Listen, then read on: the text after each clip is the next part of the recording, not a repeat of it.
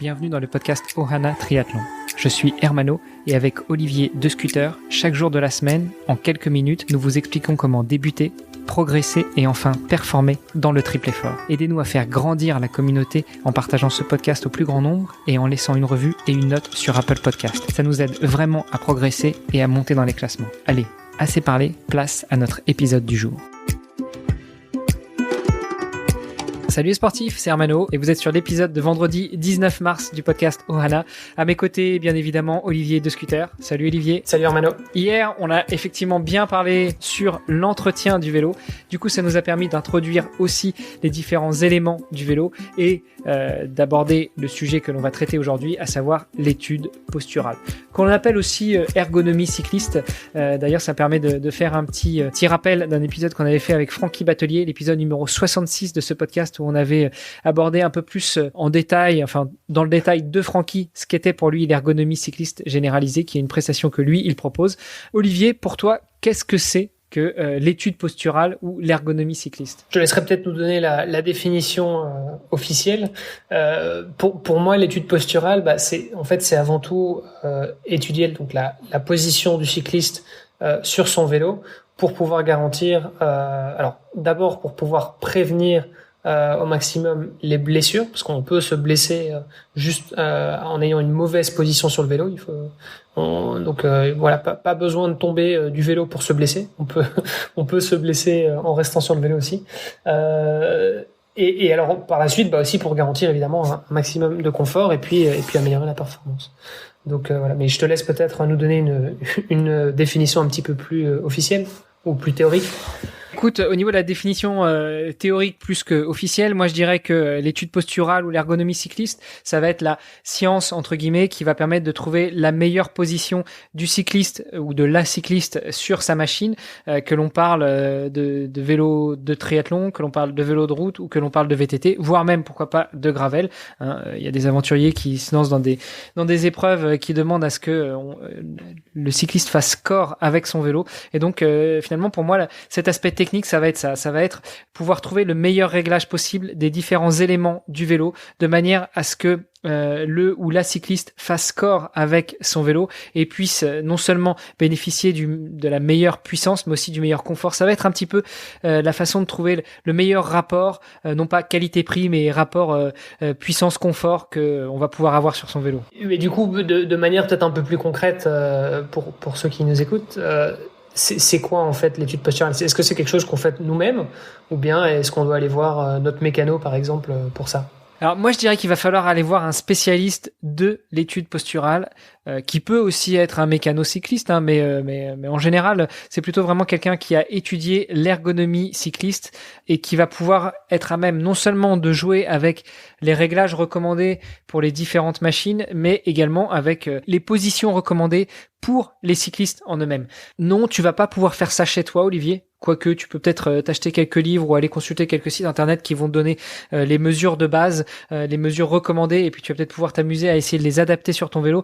Moi, je recommande quand même très fortement d'aller chez un spécialiste, de manière à pouvoir monter sur une machine qui va être prévue pour pouvoir effectuer tous les réglages, voire utiliser son propre vélo. Et ça va être à mon sens la différence qu'il va y avoir selon les différentes études posturales, suivant les différentes ergonomies cyclistes. On va en avoir qui vont être effectuées sur une machine configurable qui va être là pour reproduire la position que tu peux avoir sur ton vélo. Donc tu vas aller voir ton spécialiste, tu vas monter sur un espèce de gros home trainer avec plein de vis partout, avec plein de systèmes de réglage partout, et il va te trouver la meilleure position qui correspond à toi. Ça peut éventuellement servir quand on veut aller acheter un vélo et qu'on n'a pas de machine chez soi, on n'a pas de vélo chez soi, et donc on va pouvoir éventuellement se trouver quel va être le vélo le plus adapté à sa morphologie, ou on va pouvoir aussi effectuer une étude posturale avec son propre vélo ou ses propres vélos. Et dans ce cas-là, on va mettre le vélo sur un home trainer,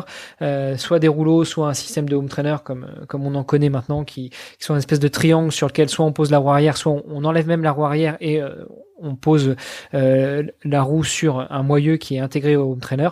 Et dans ce cas-là, notre ergonome cycliste, notre spécialiste de l'étude posturale, va pouvoir faire varier les différents réglages du vélo par rapport à ce qui devrait être la meilleure position pour nous. Je voudrais quand même revenir avec toi sur cette histoire d'études posturales / d'ergonomie cycliste.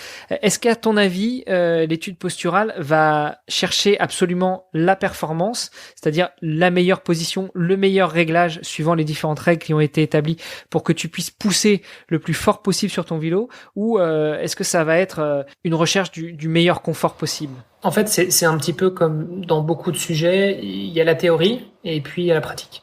Donc en théorie, il y a effectivement des meilleures pratiques et donc des réglages qui sont, on va dire, un petit peu universels, que ce soit au niveau du degré d'inclinaison, de la selle, de la distance entre la potence de la selle et le cintre, que ce soit au niveau de la hauteur aussi de la selle et du cintre, et pareil, enfin donc voilà, la distance entre les pédales et la selle, donc voilà, c'est toute une série de dimensions qu'on va prendre en compte, et donc il y a effectivement des réglages qui sont plus ou moins universels, ou en tout cas la science s'accorde pour dire que dans la majorité des cas, c'est ce qui fonctionne.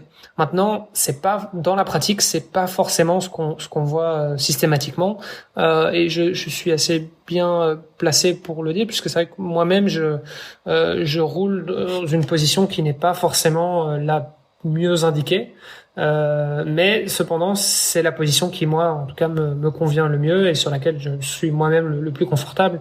Je pense qu'on est tous, on a tous des corps qui sont uniques, on a tous une morphologie qui nous est propre, et donc il faut trouver aussi ce qui nous convient le mieux à nous, évidemment. Et parfois, c'est un petit peu différent effectivement des normes. Ouais, alors effectivement, tout ça permet de rebondir sur le fait que ne soyez pas étonnés si vous allez faire une étude posturale que dans un premier temps, le spécialiste vous propose un entretien, un entretien. Alors pas un entretien du vélo, mais vous asseoir sur une chaise et puis discuter avec lui, parce que ça va lui permettre de mieux justement cerner quelle est votre personnalité, quelle est votre utilisation du vélo, et peut-être justement de pouvoir trouver ce compromis, ce bon rapport entre la performance et le confort.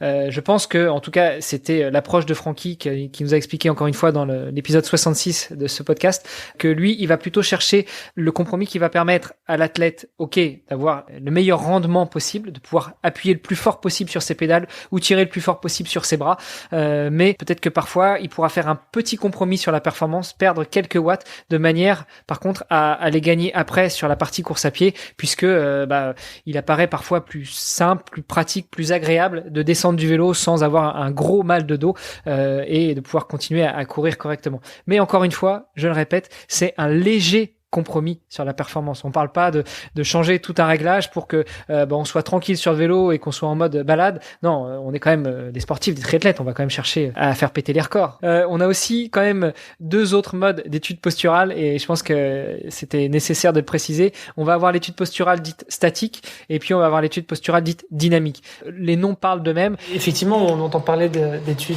statiques et dynamiques. Donc l'étude statique, comme son nom l'indique, on sera tout simplement posé sur le vélo, alors que dans la dynamique, on sera en mouvement, et donc c'est ça qui va nous permettre aussi de pouvoir observer différents critères au niveau de la position. Finalement, tu vas être posé sur un vélo, puis on va te donner la meilleure position possible pour qu'elle soit la plus efficiente possible, en tout cas en théorie, et alors que dans l'étude dynamique, tu vas rouler soit sur cette espèce de machine qui simule ton vélo, soit sur ton vélo qui va être posé sur un home trainer, et on va pouvoir effectivement vérifier que suivant le mouvement de tes jambes, le positionnement de tes bras, la vitesse à laquelle tu roules, le type d'effort que tu veux produire, que tu sois en mode course avec drafting, sans drafting, contre la montre, long, court, etc. Tu produises l'effort le plus adéquat possible à ta recherche de performance.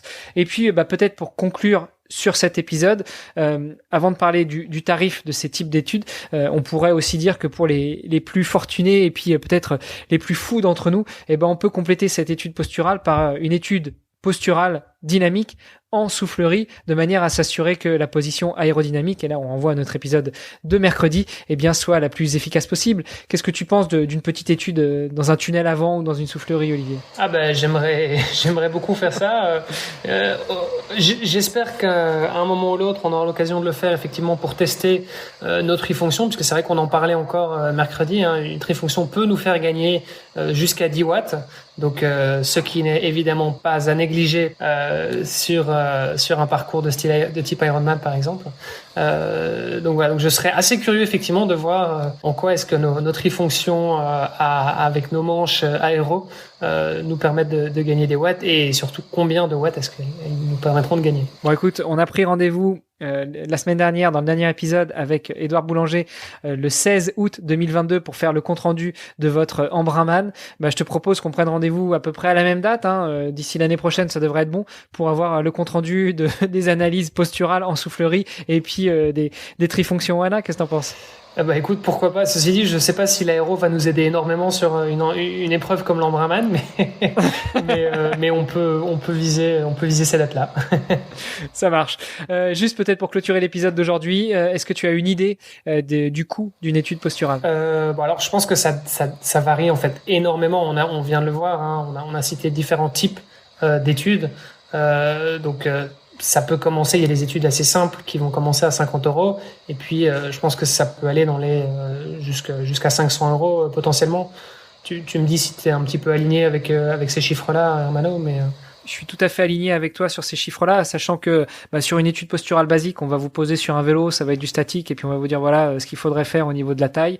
Je sais même pas si on va vous poser sur un vélo, on va vous poser sur cette machine qui simule votre vélo. Donc on vous donnera les cotes, les mesures qu'il faudrait avoir, et puis après charge à vous de les implémenter. Et sur une étude posturale complète avec les tarifs qui pètent les plafonds, et là on va avoir non seulement les mesures les plus adaptées possibles, ça va être une étude posturale dynamique, ça va souvent être sur votre propre vélo comme ça, ou sur vos propres vélos comme ça, on sera persuadé des cotes à appliquer. Et puis on va pas se contenter d'appliquer les cotes, on va aussi régler vos vélos pour que ceux-ci reproduisent les cotes qui ont été définies. Alors si on parle d'un triathlète longue distance, souvent on va avoir un vélo de route plutôt typé drafting pour des épreuves type contre la montre ou courte distance. On va avoir un vélo plutôt contre la montre justement pour des épreuves longues type Ironman où on pourra fendre l'air. Et puis on va avoir un vélo peut-être entre les deux pour des épreuves type Embrunman justement, où le vélo aéro aura peut-être pas tout son intérêt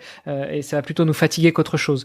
Donc là, ça va être peut-être les éléments principaux. Et puis n'oublions pas aussi que dans une étude posturale, surtout si on prend celle qui va coûter la plus chère avec le maximum d'options, on va aussi regarder l'inclinaison des cales, on va regarder le réglage des cales des chaussures, on va regarder le réglage des pédales automatiques, on va regarder un petit peu tous ces petits éléments qui, à coup de demi-millimètre, vont vous permettre de gagner en confort et en performance, ce qui va effectivement expliquer le coût d'une telle étude posturale. Et puis, pour terminer, je pense que on va avoir aussi des études posturales qui vont être faites one shot. Voilà, vous venez avec votre ou vos vélos, vous avez vos cotes, et puis après débrouillez-vous. Et puis on va avoir d'autres prestataires qui vont vous proposer un suivi au long cours, à la semaine, aux 3 semaines, au mois, au trimestre, et qui vont vous permettre de s'assurer que les cotes qui ont été trouvées lors de la première étude posturale sont bien en adéquation avec l'évolution de votre entraînement. Et puis si éventuellement il y a eu des petits déréglages sur le vélo, de pouvoir les ajuster. Voilà, je pense qu'on a bien fait le tour pour cette semaine spéciale vélo et pour cet épisode spécial étude posturale. Oui, effectivement, c'était des épisodes à chaque fois assez longs, assez complets, même si on pourrait encore en parler, je pense, pendant des heures. Puis on aura peut-être encore l'occasion de le faire, j'imagine, dans le podcast. Le vélo, finalement, ça reste la discipline la plus longue du triathlon. Donc, ouais, ça va être la discipline la plus chronophage, comme tu dis, et puis celle aussi qui mérite qu'on s'y attarde le plus, parce que finalement, en natation, c'est assez simple, et puis en course à pied, un short, une paire de baskets, un t-shirt, et puis c'est parti. Oui, enfin, quand on parle d'équipement, bien sûr, encore une fois... Si on parle de technique, c'est différent. Donc, je voudrais pas offenser les nageurs. Donc.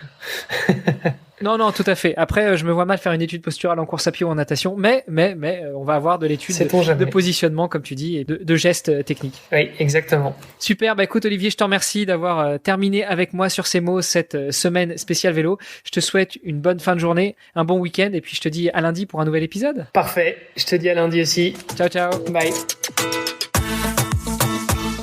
Vous avez apprécié cet épisode? Alors taguez ohana_tri sur Instagram, et si ce n'est pas déjà fait, laissez un commentaire sur Apple Podcast.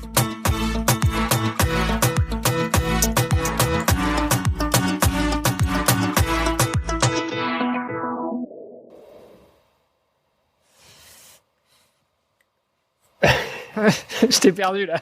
Oui, non, mais Tu savais pas comment réagir. Non, mais j'avais pas un truc. Voilà. Sorry. Oui, complètement. Alors justement sur cette, est-ce que tu as une idée de la différence entre ces deux types d'études posturales, Olivier? Ah, je t'ai définitivement perdu là. Je suis désolé, d'ailleurs. Oui, bah donc effectivement, on entend parler d'études. La plus longue du triathlon, donc je pense que elle a le. Elle a bugué. Ouais, ça va être la discipline.